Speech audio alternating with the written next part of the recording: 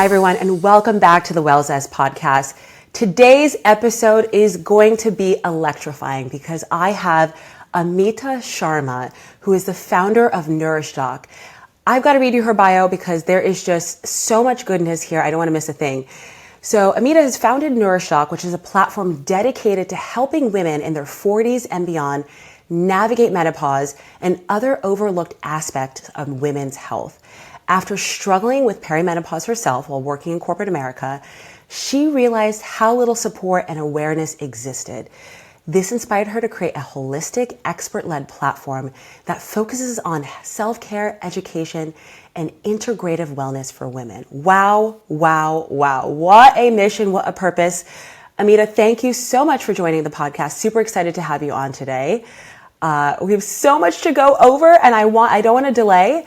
So, I would love to get to know you and learn a little bit more about your backstory. So tell me about, your life before you started NourishDoc. I'm not a medical doctor, like we were talking earlier, just a consumer, a mid-aged woman, I should say that, working in corporate America, trying to raise a family. And there I was. I started getting some strange symptoms, which kind of engulfed my entire life.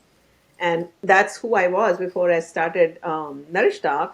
And at that time, I never thought I'm going to be starting something for mid-aged women. I was more interested in maybe doing some skincare line or something, like more like a holistic kind of there's a lot of organic product lines, right? Right. But that whole experience, actually, like I said, it just impacted not only my physical wellness, but my social, my mental, my relationships, everything, that it was almost impossible for me to function to a point unless Wow. I ended up quitting my job and then taking some breaks in between and then doing it again, taking some consulting jobs. So this is kind of what I was. I was in high tech, a very high paced life, doing a 24 by 7 and trying to just keep up. Wow. Wow. So how old were you when you started to see these symptoms, and what were you experiencing? What were the symptoms? Yeah, so around 40s, early 40s, 40, 41, something like that. I don't know the exact, month and everything. But I started actually, it was very strange. Initially, I thought I had something in my, like some kind of a, um, in my vagina, some sort of like Right. a pain in the side. That's what I started happening. Then it was like shortness of breath. Then I thought maybe, it's the weather or something. Then, sitting in the meetings, I would have a profuse sweating, hot flashes. I did not know at that time I was having hot flashes, but they were just kind of literally drip, drip, drip. It was so bad that it was noticeable to everyone. And then I couldn't sleep Wow. at night. In the morning, I'm not able to concentrate at work. So all these things started happen to me all together, right? Initially. Right. And then over the time, as I started getting older at that time, after that, other things started, like, my bloating, like in my tummy. And also put on weight around my stomach, which would never go away. I figured it out later. And then also I put on weight, which would, mood swings is another one, emotional kind of releases, which I personally was not even aware that I had that in me, to completely just start having an emotional release, which I'm a fairly calm person. Right. So anger, I never get angry, and suddenly I had these strange bouts of anger. I'm like, oh my God, what? I didn't Wow. even recognize me, is what I'm saying. It was so different. I was completely, like, I was becoming a different person during the perimenopause years, and it was all hormones, right? Now that I look back, it was all hormone fluctuations. At that time, I did not know how to manage or balance the hormones. Did you try to go to the doctor? And if so, what did they say to you at that time? Yeah, I did, and I was actually offered an anti-anxiety pill, which I did not want to go on a pill. So Right. that was the issue, and I didn't want to start. I mean, I had anxiety issues. It's not that I did not have anxiety issues, but I did not start taking anti-anxiety pills. I did not think they would solve the problems that I was having, so I did not take that. Instead, I kind of suffered a lot and tried to go deeper into understanding what can I do to help myself, changing my lifestyle, diet. I started doing all that. Wow. Wow. Wow. Wow. How did you feel? Were you scared, confused? Like, what were the feelings that were coming up for you at this time? You are concerned for sure because when anyone who's in their 40s are typically have a career, right? You are at a Yeah. decent place in your career, and you want to be rising up the ladder, and now suddenly all these things start happening to you, and there it goes. For the last 20, 25 years you've been working so hard, and now it's all, you don't know the future. It's uncertainty, right, in the future as far as your career is concerned. Now if your physical wellness is going down, you're also concerned about that. So I think there's a lot of chaos and confusion, and also uncertainty, and a little bit of a fear factor that also Yeah. can play, because now you're scared. You don't know what the future holds, because you're not going to be young anymore. You are getting into this uncharted territory where age could be a discrimination at workplace. It happens. That is the truth, whether we like it or not. And there you are, you having all these symptoms. You don't know what to do, and you're not able to work well at the workplace and also at home, and you don't know what you're getting into, right? There's a lot of confusion. I felt that, and I did not know where to go and talk about it openly, I should say. Like, I go to the doctor and they have barely 5 minutes for me, and they'll listen to me and say, okay, go, take this medication. Okay, go Right. there, right? Right. And I'm like, okay, I want someone to understand what I'm going through. And Exactly. I think right, that's what the problem was. Exactly. Exactly. What was it like being in corporate America at that time? Do you feel like what role were you in? Did you feel like you were getting any support at all in corporate America, or did you think that you know actually being corporate was harmful in a way, or really caused the situation that you were going through to be even more stressful? No, it's very stressful, because corporate America is all go, right? I mean, and I'm not blaming them. It's all numbers, at the end of the day. And if you can't perform, you're out. Especially in technology, right? It's a very cutthroat, very high-paced environment. So it's very stressful. Normal 20-year-old will also be stressed out. So forget Yeah. about a 40, 45-year-old, right? They're definitely going to be stressed out because you have more baggage, family baggage, Right. kids baggage, all kind of baggage, mortgage baggage, right? So many baggages that you're carrying with you. So definitely, and even now the policies for this age of women or men also, they're very non-existent. Very few companies are now opening up and saying, oh, this is a problem. We should open up to 40 plus women to help them through this menopause, right? It's not a common concept, even in 2025. That's the fact, right? It's not Right. like, okay, so it's not like I could go to HR and say, oh, by the way, I'm having all this.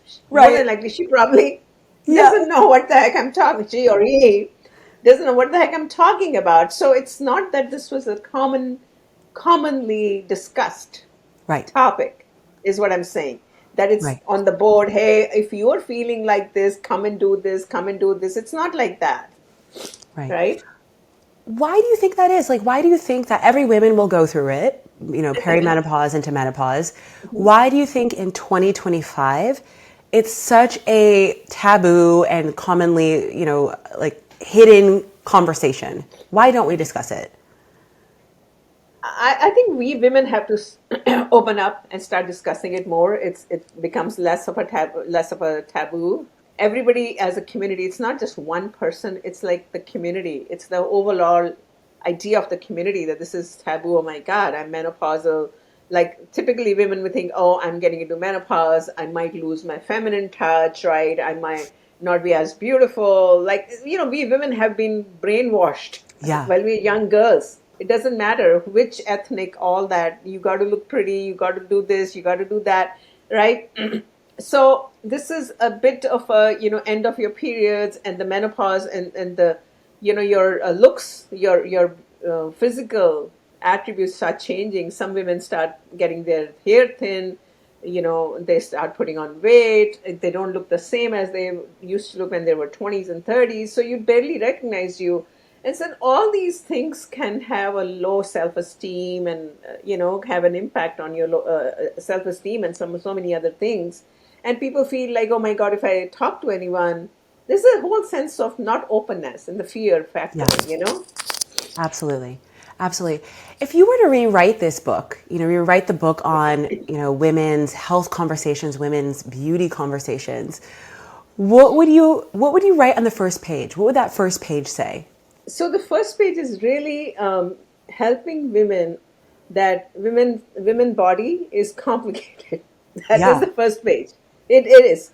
And it's not just, so you really need to have them understand the stages starting from the menstruation to the Right. fertility, to the post fertility, to the perimenopause, the menopause. You really want to empower women that there are so many stages in a woman's life, physical and emotional, that she goes through. And it's important for her to understand the different stages. That's what I would write on the first page. It's complicated. You don't expect to understand it, but if you understand the different stages that you're going to go through as a young girl, from a young girl to being a menopause or a postmenopausal woman, at least you have some kind of a blueprint to start with, to have an understanding of what you will go through. And I personally think this should be taught more in detail in high school, at least, or in college, not I in agree. colleges, in high school, Yes. right?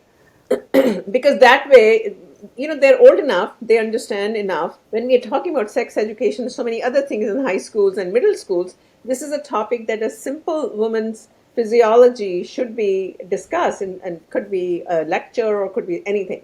Absolutely. How do you think we could talk about hormone health, sex, without it being awkward? Like, I feel like people are afraid to talk about it because they think it's awkward. How can we Yeah. drive the conversation without it being Yeah. awkward? So I think women need a safe space to talk about this without being awkward. They feel very awkward. I felt very awkward talking to someone I know. You don't feel comfortable talking because you feel that you're going to be judged by another Yeah. person. That's the fear. So you need a third party that is neutral, that's non-judgmental, that's a safe place where you could go and you could be anonymous and you talk about your problems. You don't want to be judged. See, that's the problem. And we feel as women that if we go to the doctor and we tell, oh, that person's going to judge me, even though there's a confidential whatever. So I think what you need is somewhere like a open communication where women don't feel judged and they feel safe, and they Right. can openly talk about whatever is going on, how bad and good it is, and have some kind of a, you're not alone, you have other people who are going through the same thing. The community part is important.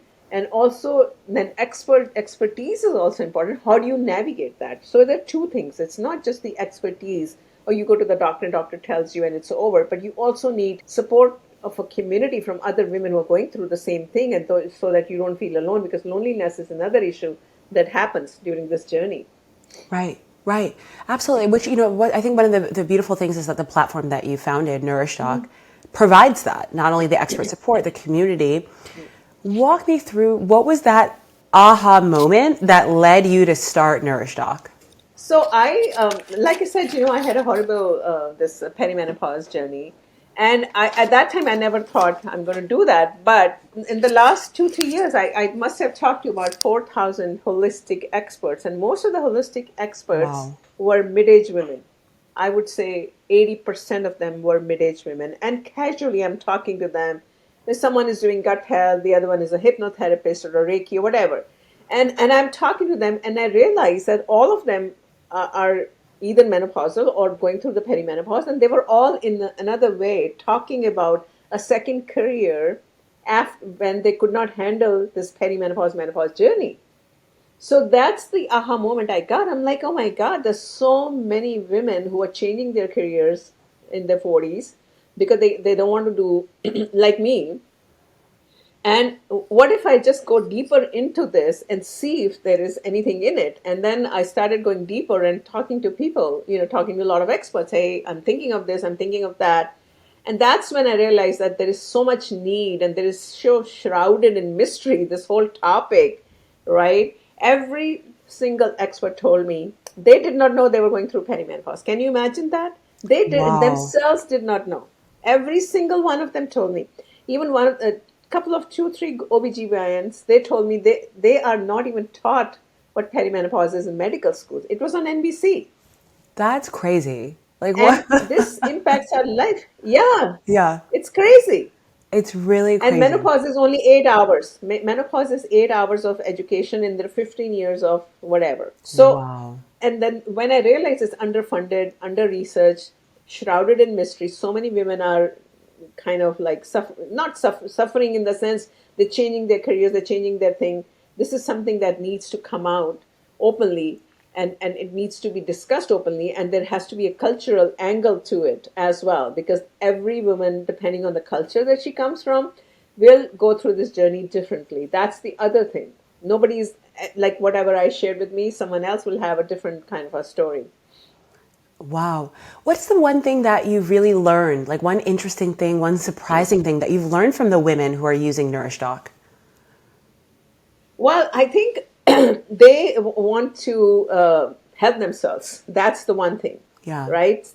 The reason people are going to come to us, or people are believing in us, is because they truly believe that what we are trying to do is giving a credible information from global experts all over the world, and women can help themselves when they come in at an affordable price. That's the other Right. thing. It's not just, okay, we all know menopause, perimenopause, but how many of us can afford to hire, let's say, a dietitian, a functional medicine doctor, testing, and all the 9 yards, and it's going to cost us like $3,000-4,000. Even Right. if we are in corporate, I'll think 10 times before I spend that kind of money on doing this, right?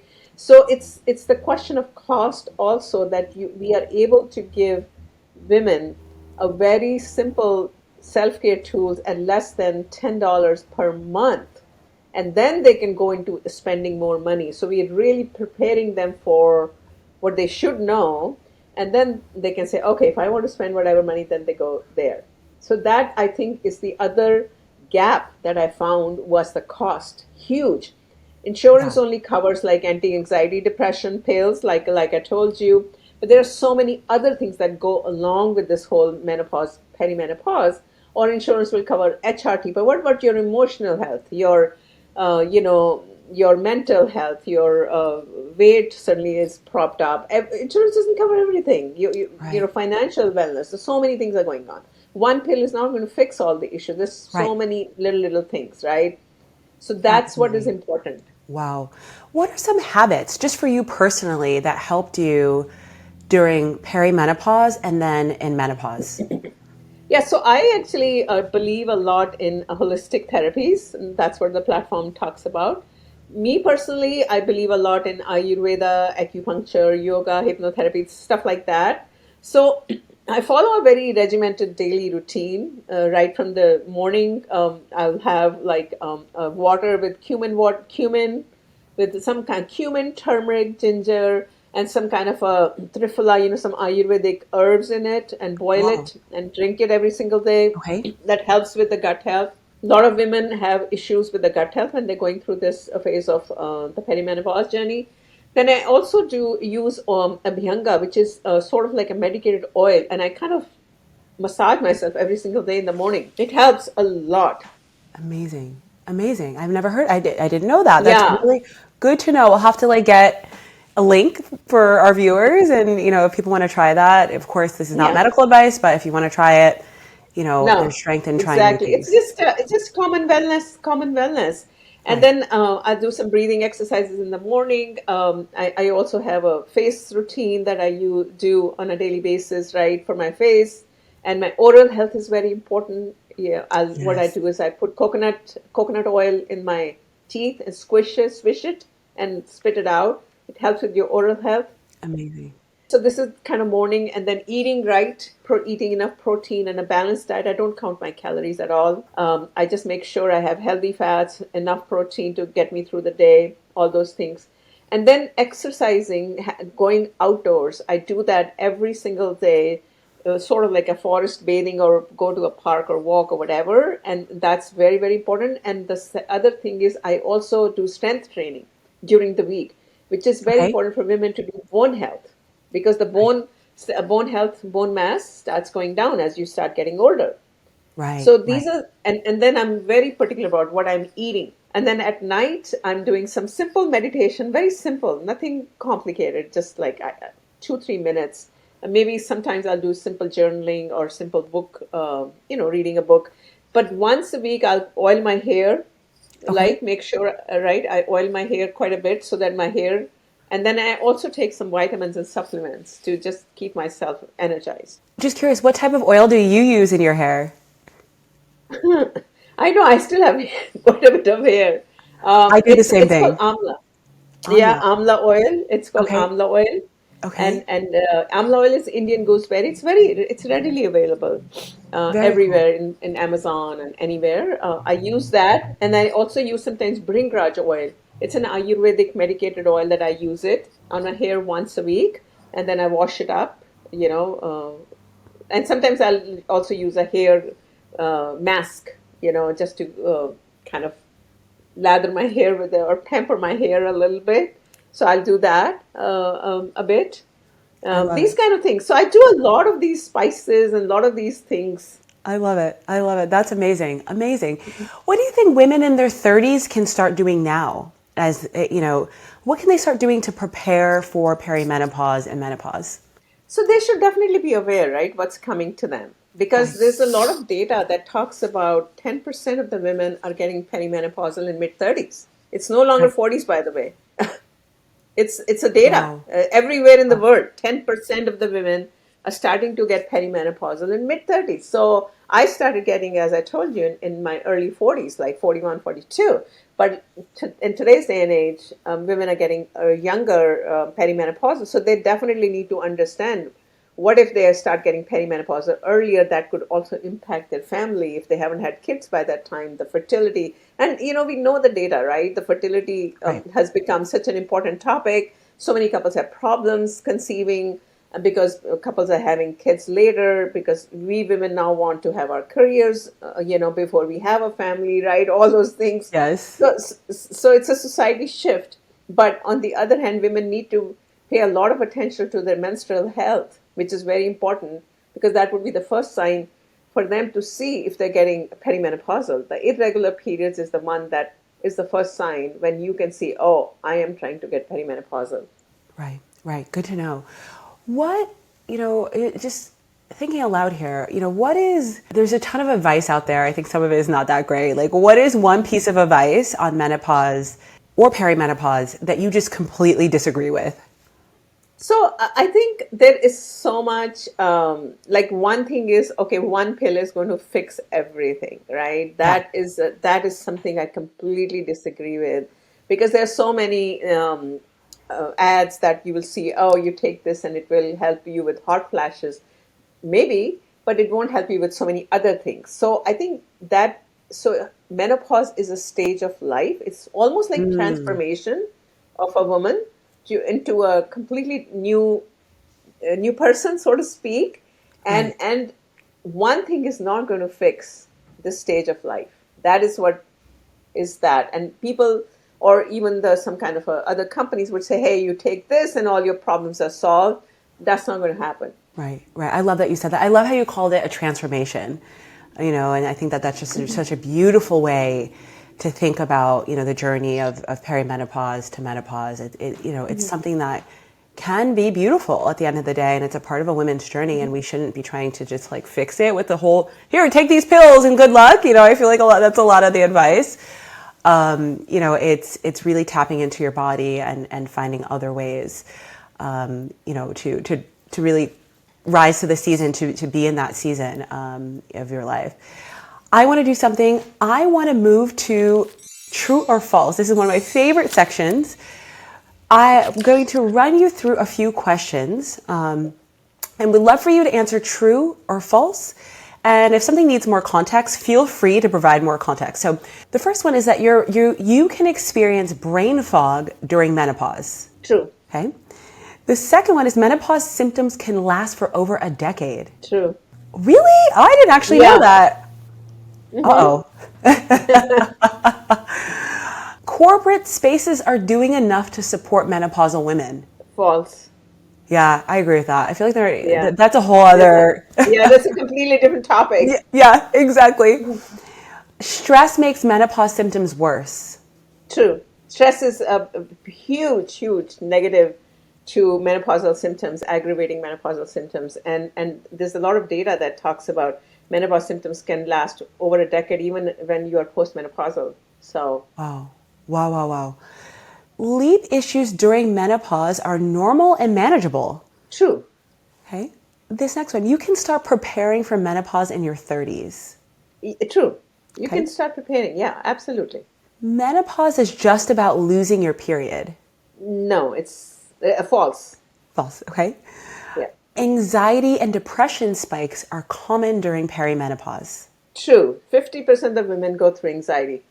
There's a Wow. lot of data. I Yeah. didn't know that. I didn't know that. Something that I feel like should be talked about, but no one talks about, you know? And I think about friends I have who are now in their like mid 40s who, you know, and who knows, but, you know, have anxiety that never had it before. Like, you know, what if it's perimenopause and no one's really talked about it Yeah. with them? Yeah. They probably don't know if they're going Yeah. through perimenopause also. That's the other thing. Like I had no clue Wow. when I was going through perimenopause. Yeah. Wow. Menopause impacts relationships and intimacy. True.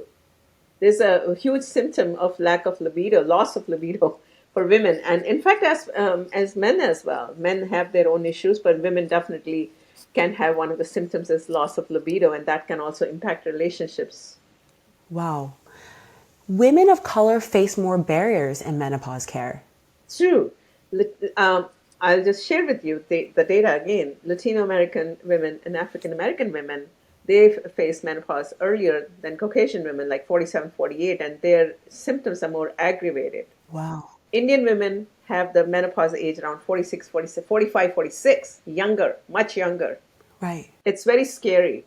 It's I personally was not 45, 46, but what I'm saying is the different women of color are facing menopause earlier than they should. That's the Wow. bottom line.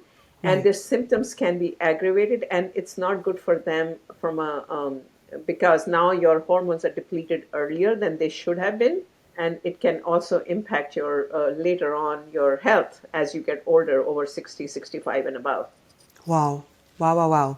Two more. Natural supplements are always safe and effective for menopause. False. You have to consult someone. You can't just start taking supplements. They can, if let's say you're on some other medication, or you're a cancer survivor, or something else. There's again, the supplements are again messing with your body, right? You're taking Right. another. It's herbal, but it's still medication. Right. So you need to make sure you consult with the right expert before you start gulping down all the herbal supplements. That would be my. I started doing that, and I started having problems. Wow. So you need to consult. Yes. Wow. And this last one is that you can reverse some menopause symptoms with lifestyle changes. True. Like, things like hot flashes, sleep, some of the weight gain, right? Hair thinning, even hair thinning also you can reverse it. So many things can be reversed. Anxiety, you can control Right. anxiety. I talked about that. Mood swings by your diet and lifestyle. A lot of things can do. What you cannot do is, of course, the hormones are depleting. That Right. is a fact for Right. everyone. That you cannot do unless you do HRT. But a lot of other things can be done with lifestyle and dietary modifications. Even some of the experts that I have talked to, they have non-hormonal supplements. But obviously, like I said earlier, you need to consult with a practitioner or someone who understands menopause, that if that is the right approach for you or not. Wow. Good to know. I'm going to move down to our next section, which is breaking down wild trends. So we scoured the internet to find all of the craziest trends on TikTok and across social media platforms. I'm sure you've seen a ton of them. We're just going to go through just a few of these. So this is one I keep seeing on TikTok, especially. Testosterone therapy for women in midlife. Do you think that this is a smart biohack or a risky shortcut? I don't think testosterone alone is going to help, right? You can't just take, okay, only testosterone and not worry about the progesterone and estrogen, Right. right? All these hormones are kind of working together. So if someone is saying, "Oh, do the testosterone therapy so that your libido," more than likely that's what they're referring to, right? Yeah, That your libido exactly. is going to go up, Right, down. Not necessarily, because estrogen also has a lot of play into the libido. So you can't just do one thing, is what I'm trying to say, right? right, You again have to get your hormones tested properly. If you are deficient in whatever hormones, right. estrogen, testosterone, or whatever, or progesterone, that's what you need to do, rather than blindly saying, "Oh, if I go and see testosterone therapy, my libido is going to shoot up the wall," right? Right, right. That's something I want to put a big, big, big disclaimer here. I don't think overall, yes, testosterone is a hormone that's very important for women, but on the other hand, there is behind the surface, you need to scratch the surface to make sure you don't blindly follow, Yeah, is what I'm saying. absolutely. Absolutely. This is another one I see on social media, Mhm. menopause patches with CBD and adaptogens. Do these actually do anything? Doctors give it to you, by the way. Oh, they do? So yeah, a lot of doctors, they give you estrogen patches, and CBD. I don't know if they give you the patches by the doctors, but there is some research that there is relief from the hot flashes. There is some research, but again, Okay. don't do it yourself. In the sense, Yeah. again, you have to make sure what is happening inside your body before you. Don't go around to CVS or Walgreens and start buying the patches and say, "Okay, I Yeah. put a patch out there," right? Don't do that. That's what I'm Right. saying. Okay. This is another one I saw. Red light therapy for vaginal rejuvenation. Is this science backed or just clickbait? I have no idea. This sounds like really strange. That's what I thought too. I was like, what This is is going strange. on? This is really strange. Okay. I talked to so many sexologists and sexual therapists. Nobody told me the red light therapy, you start shining in your vagina and the vagina is going to go. Exactly. This is the Good. funniest one. Thank you. Thank you for breaking that down. I want to give you Mhm. one more. Sleep masks infused with essential oils for hormone regulations. Is this brilliant or just bizarre? So sleep masks with some essential oils will help you sleep better, but I'm not sure about the hormone regulation part, right? Hormone regulation is very deep inside you. Right. So just putting a sleep mask with the essential oil is not going to start balancing your hormones. Hormone balancing is much more deeper than just putting a sleep mask. It's about how you eat. It's about if you have estrogen more, you need to get Right. rid of estrogen or cleanse your system. It's very different, right? Hormones are very complicated. You can't just Right. solve it by putting a sleep mask, Right. right? Absolutely. It will help you sleep better, sure, Right. but it's not going to help you with hormone regulation or hormone balancing. No. Absolutely. And so I want to ask you one more, because you brought up the word cleanses and cleansing your body and like really, putting good things in your body. I see a million cleanses all the time for, Mhm. menopause and hormone Mhm. therapy and whatnot. This one I saw recently, celery juice detoxes for hormone health. Does it actually help or just does it taste awful? No, I think celery juice. I mean, celery is a plant, right? So Right. it doesn't hurt for you to have a celery juice. But again, celery juice alone is not going to help Right. create that whole everything.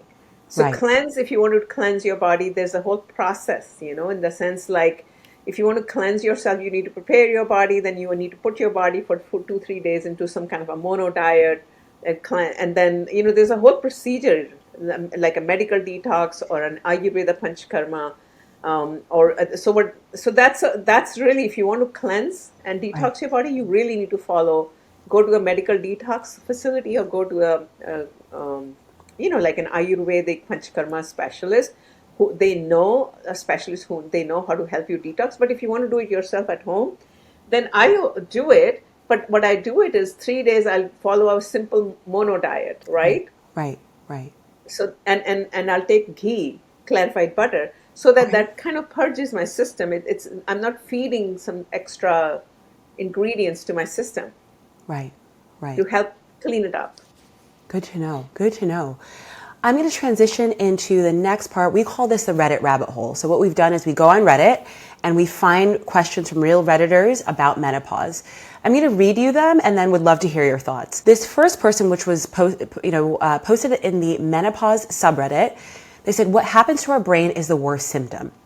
They said, I feel stupid all the time. It's not just being forgetful or having a hard time finding words, it's forgetting what words mean and not understanding basic math. I literally had to use a calculator to do 13 divided by 13 and then didn't get why it's 1. Like, that level of stupid is scaring me. I feel like my brain is slowing down. I read slow too. Not sleeping well makes it 10x worse. Reading through past posts on this helps me feel better. I'm 51. I still get monthly periods, although just missed this month. I exercise, could probably do more. I take HRT. I eat fairly well, could probably eat less sugar. Besides diet and exercise, what do you do to improve cognitive function? So there are a lot of things you can do to improve cognitive function, right? So one of the things is yoga. Yoga helps a lot. I don't know Right. this particular case. I can't comment. This looks like she's doing HRT. She should not. Someone who's taking HRT should not be having cognitive issues per se. But a lot of things like nasya. There's a breathing exercise that you can breathe from your nose. That helps with Right. this whole area. A lot of breathing exercises that are focused on the upper part of your body, like the head of the body, can help you a lot with improving the memory health, is what I'm saying. The other thing is what I was talking about earlier, the Ayurveda. I was talking to you a little bit. There's a therapy called Shirodhara. So what they do is they put sort of like a warm oil right here Right. on this third chakra right here. And that also helps a lot with the sleep and the memory as well. And also oiling your hair. I was talking about that earlier as well. That also helps. And then eating some healthy nuts, healthy fat actually. Right. Our brain is all fat. We know that. So eating healthy fats, your diet makes a huge, even if you're taking HRT and you're having processed food is really bad for your brain, especially during this phase of your life. So what you're eating, healthy fats to feed your brain. These are some of the things that women can do. Amazing. Amazing. This next one's really interested, also from the menopause subreddit. They start off by saying, I suddenly find men repulsive.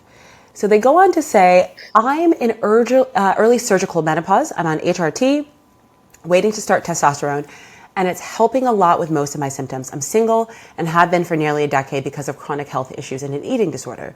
Since starting estrogen, I've started to find men completely repulsive, even the ones I'd normally be attracted to. I can't explain why, but it came on so suddenly. I know this sounds ridiculous, but the thought of kissing a man and him potentially not having brushed his teeth or floss makes me sick to my stomach. I feel like, I could easily be asexual for life and not care. Is this normal? It's scaring me a bit because I'm only 36. Before this, I wasn't planning to be single for life, and now it seems like it could realistically be a possibility. Is there something wrong with my brain? I thought estrogen would have increased my libido, but it's as dead as a stone. Wow, wow, wow. That's actually that sounds very strange. Why would because she had forced menopause at the age of Yes, 36. yes, that you That's said. what Yeah, yep, she's yep, talking yep. about, right? Yes, Hysterectomy. So that can play a lot of strange things in your mind, right? Because your vagina is now removed at the age of 36. right. You could probably have all kind of different feelings. I've never heard of this, by the way, Very interesting, that right? someone who's having, yeah, and I mean, I know the loss of libido, but not being repulsed by a man. This is a new one for me as well. Wow, wow, wow, wow. I want to ask you one last one before we wrap to our final thing. Anyone not on HRT, how are you or how did you manage your symptoms? So this one says, hey ladies, I hope you're having a great day. I'm aware of the benefits and risks of HRT and understand people love taking it, but I won't be. So could you please share what helped manage your symptoms? Please provide as much detail as possible. Please only respond if you're not taking Yeah, I HRT. mean, Thank you. like I was saying earlier, there are a lot of companies that have non-HRT, non-hormonal options, sort of supplements, Right. and HOPS is one, HOPS is another one, is one of them, and there are other companies that are coming up with non-hormonal supplements that they say that they are equivalent, and they've done all kind of studies that they work same as taking hormones. So women should obviously check, Right. before they start taking these supplements, like I said earlier. But me personally, I have been following dietary habits, a very stringent lifestyle dietary. Um, I haven't taken supplements, HRT at all, but I Right. do include phytoestrogens in my diet a lot. Phytoestrogens have natural um, estrogen, right? And that helps with the hormones that are depleting. So that's the other thing that you might need to get a dietitian or someone who can help you, give you a sort of like a customized meal plan that includes what you could eat, like phytoestrogens, for example, that I do personally, and and do supplements to supplement with the HRT that I personally also am scared to take. But to be honest with you, HRT is safe nowadays. But most of us feel that, oh my God, I don't want to be having foreign things injected into my body or putting in my body, and God knows what's going to happen when I get to age 70 or 80. That's the fear we all of us have. Absolutely. What for phytoestrogens? Like, what are some foods that are your go-tos that you eat all the time? Like cabbage, broccoli, that family. Okay. Okay. Cabbage, Amazing. broccoli, that whole cabbage family. That has a lot of phytoestrogens. That's the family I'm talking about. Brussels sprouts, right? Amazing. Flax seeds has a lot of estrogens. Chia seeds is really good. So if you research the foods that have phytoestrogen, natural phytoestrogens, if you don't load up, I mean, spinach, I do that every day. So tofu, I put soy, right? That's good too. So what I'll do is I'll put a tofu scramble in the morning, put a little bit of a Brussels sprout, a cabbage, a little bit of a cabbage, a little bit of some veggies, simple veggies, and a little vinegar in the morning, and that has your soy, that has your phytoestrogen, that has and what I do is I sprinkle the flax seeds into my oatmeal as an example. Crush from the seeds like a powder, right? So you can eat it a little bit better. So there are a lot of things that you can Right. do, is what I'm saying. If women don't want to do the HRT and acupuncture, I regularly go for acupuncture. That's another one. That's my Right. favorite. Helps you so much, clean your energy, cleanse yourself. Amazing. Amazing. Amazing. Now for our last segment, we like to call this "What's in Your Bag." So, would love to know if there's anything that you use on a daily wellness basis that you would like to show our audience. Yeah, so I use a lot of facial oils actually. In the morning, I use a lot of serums, and I clean my face with the rice, the rice powder. Yes. It's Korean, and then you put it with the oil, like a camellia oil, and then I mix it, and then I cleanse it a little bit. Then this is a toner. I use that. It just helps. It's again natural. And then I'll use a serum.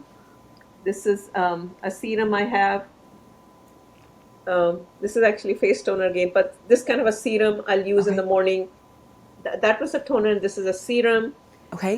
And then I also use sometimes this to kind of get my, I don't use it every day, but I use it Right. once a week. It's just a wand, right? It's sort of like a get my face a little bit so that it doesn't loosen up, right? Okay. So I do that, and yeah, I do some really simple basic stuff, and then this oil. I use a lot of oils, so this is another oil. Right. I'm like an oil machine. So Me I what too. I do is I will mix the turmeric oil, then I'll mix some kind of a lavender oil, then I have another oil that's medicated, and I mix it up myself. I mix it up myself, and then I put it on my face in the morning, and then at night I'd use the serum, and then use some kind of a cream and these facial mist, these kind of things. So it's all natural. It's all facial oils most of the time that I use on a daily basis. Amazing. Amazing. Amazing. One last thing. Is there anything else you want us to know about perimenopause and menopause before we end? So I think I only want to say last thing is that for women not to feel ashamed, not to feel like, oh my God, this is happening to me. This is a natural process of life. This is a natural stage of life. Don't hold yourself inside. Come out and be open about how you're feeling with your loved ones, with your friends, with your doctors or whoever the team is. That's what I would like to tell women is not hold yourself. Yeah, absolutely. I couldn't agree more. So beautifully put. Where can we find you online? How can, people engage with Nourish Doc if they're interested? Yeah, so like I said, we are coming out with our holistic platform in a couple of weeks. People can go to www.nourishdoc.com. The app will be available very soon, next month. So women should be able to download it. Like I said earlier, the first would be very affordable, like less than $10, maybe $5 or $4, something really cheap for women can at least start learning about this journey. And then the next steps. Amazing. Congratulations. Let us know when it's out and then Thank we'll link it up in the show notes. Thank you so much, Amita. You're just Yes, such thank you. a wealth of knowledge. This is just such a joy. Thank you for shining light on this and being, a source of education for women who often feel lost during perimenopause and menopause. The work you do is so needed. So thank you, thank you, thank you. Thank you so much. Thank you for doing this. People like you are doing this. That's why we're going to start changing one at a time. So thank you so much. Thank you. Thank you. Bye.